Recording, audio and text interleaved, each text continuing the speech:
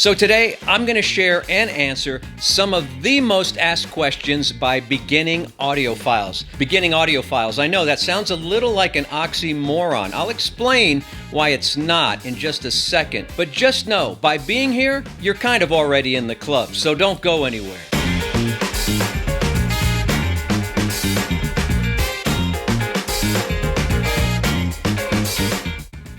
Oh, hi, I'm Bob, and you, my friends, are in the United States of Analog. How you doing? Yeah, I'm doing okay. Thanks for asking. If you got hooked by my thumbnail and this is your first time here, welcome. You are among friends, and we're going to learn a lot today, together. I hope so. And if you're returning to the United States of Analog, thanks for being here. As always, everyone, let me know where you're viewing from. It's super interesting to me to get out the map and put a pin where you're from.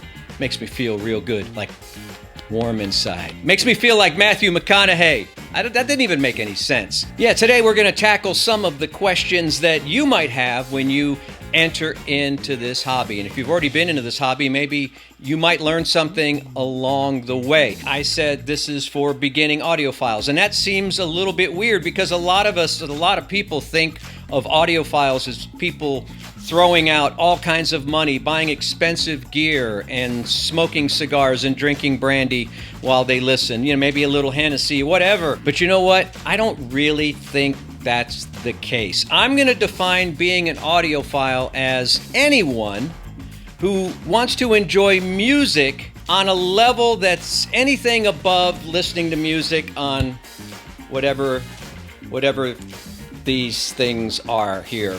Then I meant to throw that at the camera for effect. Yeah, these are no bueno. And I actually thought that would hook onto the lens, but it didn't. Yeah, if you aspire just to get a little bit more out of the music that you love, that makes you an audiophile. In my book, anyway. And let me tell you, I'm no expert. If you don't know me, I should introduce myself. I'm Bob, and I work in radio. I've been working in radio for decades. I've also worked in advertising agencies on a national level and big arenas and television stations and syndicated programs. I've appeared in a few movies and things like that. None of that actually qualifies to bring you content on YouTube. But I love hi-fi and I love music and I love squeezing out every bit of the detail that I possibly can with my limited budget. And if that sounds a little bit like you, then you are in the right place. So let's get to it. Let's get to some of those frequently asked questions about audio for beginners. These are going to be in no particular order, so stick around. You might learn something. I hope I do. Bob, what component is most important? What component should I buy first? You see what I did there? I put my name at the beginning to kind of personalize that. Yeah, your first component, in my humble opinion, and the most important component in a beginner system is the speakers. Number one, because speakers are the most fun to shop for. Out of all the components, you can be in a showroom or a show listening to amps, one after the other and not come away with any kind of definitive answer on what sounds better, what you like. But speakers, they literally speak to you. You're going to gravitate to some speakers over other speakers right away. You got to have some caution here because sometimes a speaker in a showroom may hit you right off the bat. Could be just because the salesman played it a little louder. That's a little trick they like to do. Hey, I'm not calling out Best Buy or anything, but I used to sell some gear in college, and that's the old trick we used to do. Go to a hi-fi shop if you have one in your community and spend a Saturday afternoon listening to speakers, talking to other audiophiles, talking to your representative, your salesman, and get a grasp for the kind of sound that you want. Do you want an in-your-face rock and roll sound? Do you want really like extended high end, or do you want to back it off a little bit and go a little more with some low end? How do you want to play it?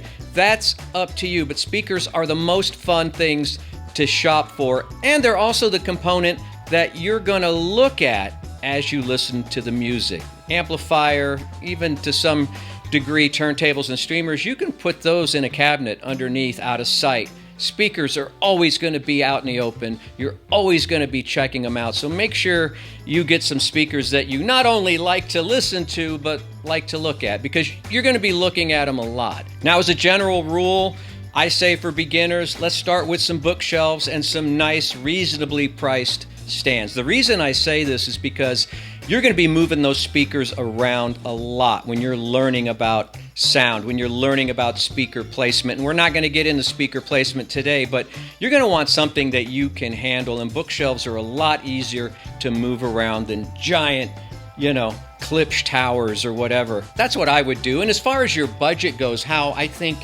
it breaks down in a beginner system, I would go 50% of your budget to the speakers. It's the most important. The sound is coming from your speakers and hitting your ears, and that's pretty important. I'm going to go 30% for the integrated amplifier. You can upgrade that later on, but you want to get the speakers first. That way you can match the amplifier to the speakers that you enjoy listening to. And then third, 20% to your source. Now, we may not be able to get a turntable for that $200 out of your $1,000 budget. It's possible, and you could go used. That has its own set of problems that we'll cover in another video, but I think you can get a very good streamer from WIM or some other companies to get you started with a pretty decent source. Or you can get a Blu-ray player, a DVD player for under $200 that you can play CDs with. But I think in a beginning system, I think I would recommend getting a decent $150, $200 streamer. And I'll have some links to some products below in my description for you to check out. Bob, what's better?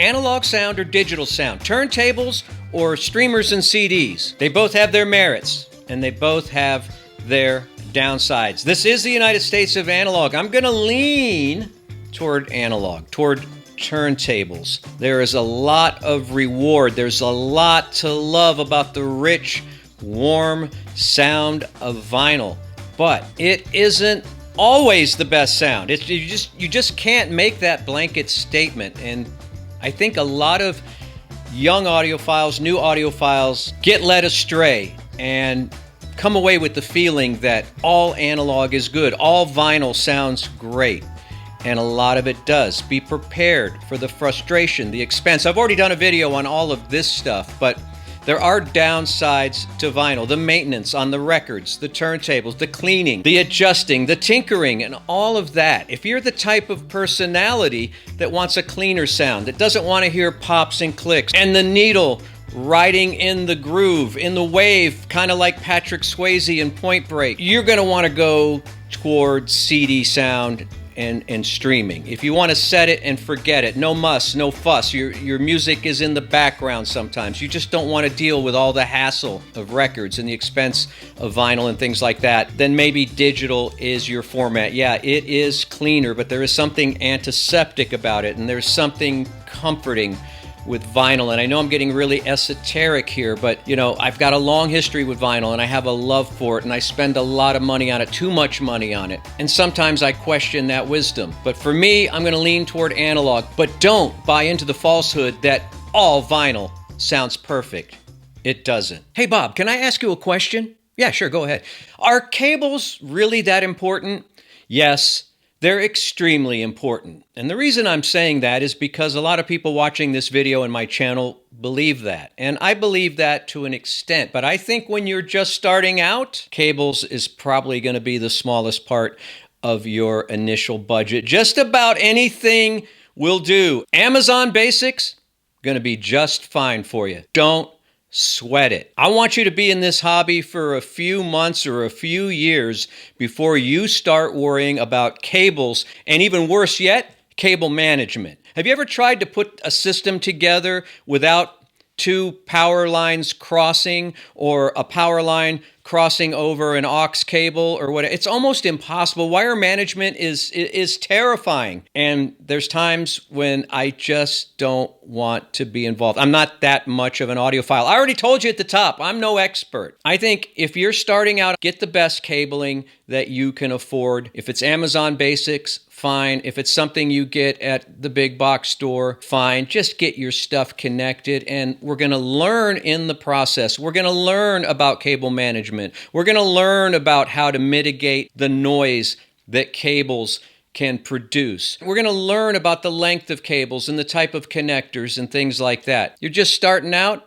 You just got to hook everything up so you can get the sound into here. Hey Bob, am I an audiophile? Yes, I told you at the top of the video, you're an audiophile. If you're here on YouTube watching and you've got questions about audio, that makes you an audiophile. Now stop it. Hey Bob, what's Roon? I'm asking for a friend. Yeah, I can't be any help here. I have no idea. I don't have a clue what Roon is, what it does. People have tried to explain it to me. Roon hasn't reached out to me. I want to call John Darko, but I don't have his phone number. Somebody explain Roon to me so I can explain it to these people. Bob, how important are room acoustics? Room acoustics are everything. And I'm saying that because there are people that listen to this channel that believe that room acoustics are everything. I have a little bit of a different viewpoint. Yes, would I like to live in an anechoic chamber or close to and get perfect sound without any wall reflections? Yeah, that would be, I guess, great. But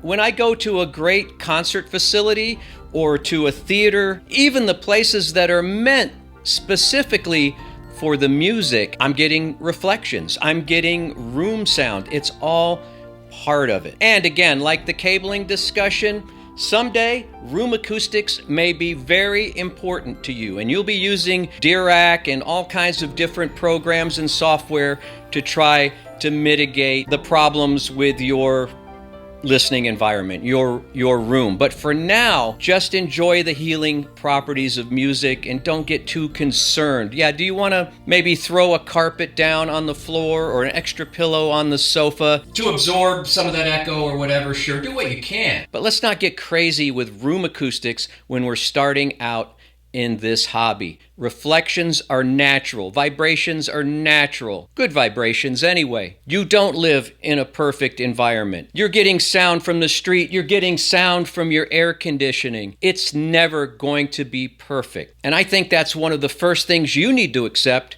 being an audiophile. Audio is very rarely perfect. Hey Bob, what are the benefits of using an external DAC? That is a very good question, and I can give you my own personal example. I have an older CD player in my system. It's a Marantz from about 10 or 12 years ago. Still in good shape mechanically, but I have to imagine that the digital to analog converter that's in that Marantz is also 10 or 12-year-old technology. That's why I've surrounded myself here in the United States of analog with all kinds of digital equipment like great DACs. Check this one out. Look at this bad boy. This is a GESHELLI Labs Daisy that was built especially for me, and it's beautiful to look at. It's my favorite DAC. AKM 4499s all throughout. I think there's 4 of them in there and all kinds of specs, and I really owe them a video on this, and it's coming soon. But look at this thing. This is a beautiful device, and when I pair that with an older component, an older CD player or whatever, I'm improving the sound. I'm essentially using that CD player or that DVD player, that Blu-ray player as a drive. Simply a drive to spin the disc and to read the disc, and then tapping into the much improved DAC. Now, you don't have to spend the kind of money that a Daisy costs, but for $150, $200, you can get a pretty decent DAC to improve the sound of some of your aging components. And I've done many videos in the last year and a half about various DACs that you can get. Yeah, I think an external DAC is a great way to go for many people, beginners and seasoned audiophiles alike. Hey Bob, can I subscribe to your channel? Yeah, you can. It's down there somewhere. You've got to figure it out. But there's a button that says subscribe. Bob, how do I properly set up my turntable? Another great question, a question that can't be fully answered in the time that we've allotted here, and I promise you a video very soon on the basics of setting up a turntable. I told someone just today that I knew how to set up a turntable pretty much before I knew how to ride a bike. Well, definitely before I learned how to ride a motorcycle. I sold stereo gear at a base exchange at an Air Force base that I was living on when I was younger. And I sold turntables in another stereo store downtown. And so I got kind of used to setting up a turntable. Was I great at it? No. Did I have a microscope to check out the stylus and things like that? No. But I learned how to use a protractor and all that. Again, this is part, as a beginner, of your learning process. You're going to learn all this stuff. That's why I want you to start with moderately priced gear, because you have an education. This is like going to college all over again, or maybe the first time you go to college. It's audio college. There's some things, though, when you get a turntable, there's some things that I want you to pay attention to primarily, and then there'll be some more advanced stuff you're going to learn later. Number one, let's get that turntable on a level surface. That's like paramount. You can't level that turntable and get it on some kind of structure that's not going to vibrate or sway or swing or get bumped. If you can't do that, we're lost from the get-go. So find a steady, solid, level surface to put that turntable. Go to your hardware store, get some kind of level, figure it out, get that thing level. That's the first thing I want you to do. The second thing I want you to be concerned about more than anything else, I think, is the tracking force. How much force is that needle putting on your valuable records like ZZ Top's Tres Hombres? I almost forgot there for a second. Quick story. Billy Gibbons sometimes lives in town, and I see him, and I was at a club one night, and I was going downstairs from the top floor, and Billy Gibbons was coming up, and he stopped me, and he said, "Hey, man."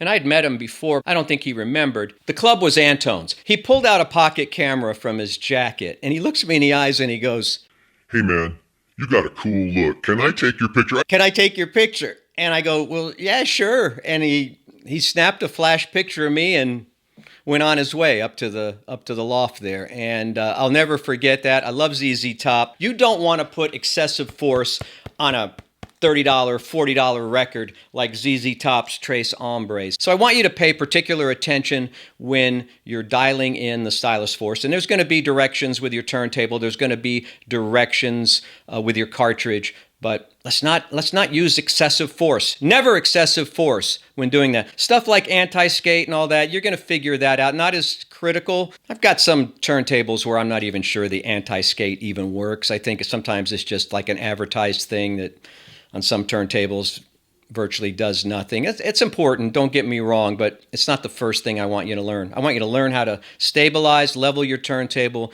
get the tracking force right, get that cartridge loaded in right. Maybe next steps, learn how to use a protractor so that, you can get that cartridge on the head shell angled just right. Or better yet, if you're just starting out and you have the budget for a turntable, get something that's already preloaded with a cartridge and already kind of pre-adjusted as much as you can, so you don't have to worry about it. And then you learn as you go. Again, this is a process. This is a community college here. We're learning, we're growing, we're having fun, we're listening to music. That's the key thing. It's the music.